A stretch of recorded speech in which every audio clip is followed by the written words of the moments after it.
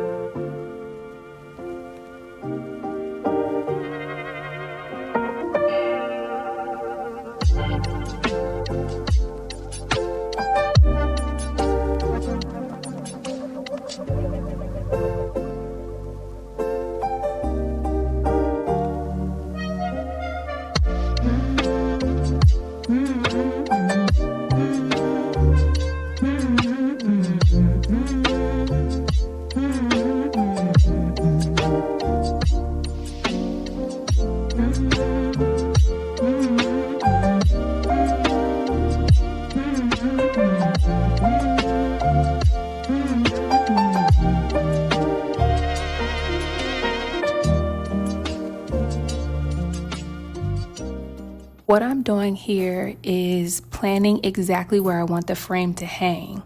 What I didn't show is that I took a piece of painter's tape, I taped across the back of the frame, and then marked with a marker exactly where the D-rings are, so that all I have to do is now put that tape on the wall and I know exactly where to drill. What I wanted to do next is measure the height of the mirror, so I could plan exactly where it would hang on the wall. I wanted it to be high enough that when I used the light switch, I wouldn't inadvertently hit the mirror.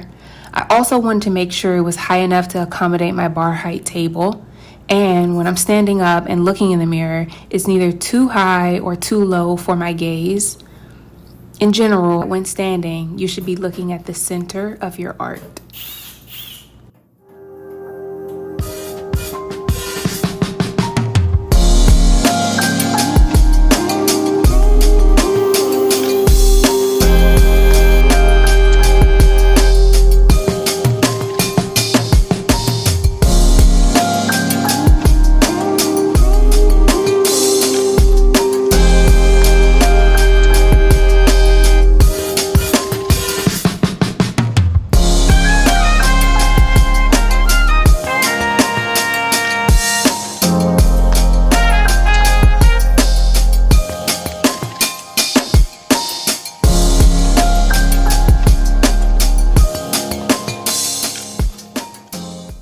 The backstory about this mirror is that I had messaged a girl for 2 or 3 weeks and she gave me the wrong address.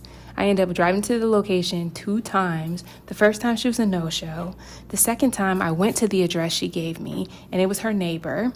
Her neighbor only spoke Spanish, so I was trying my hardest to communicate, saying stuff like, "Tú tienes el espejo, yo compro, como se dice, mirror."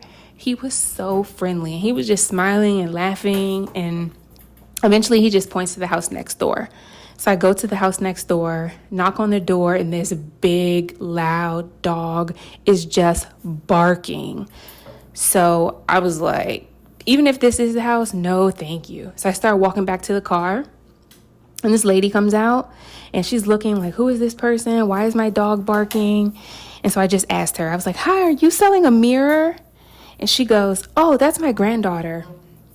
So I was like, okay, is your dog still there? She's like, no, we put the dog away. So I go to the door to wait for the granddaughter. And when she brings out the mirror, it's not in the same condition. They took those pictures like years ago. And so I'm looking at it. There's hair all over it. The sides are damaged. And it was plastic. It wasn't actually glass. So that means it was a little bit light, which I thought was a benefit. So I got it home and I had a little bit of buyer's remorse. But I was like, I can clean this thing up. I bargained a little bit. I paid like $10 fewer than what she had asked for.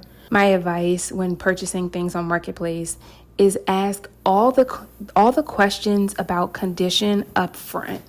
And then when you get there, if it's not in the condition that it was pictured, don't be afraid to bargain. Don't be afraid to haggle. And don't be afraid to walk away. If it's just not what you want, it's not as pictured, cut your losses and walk away.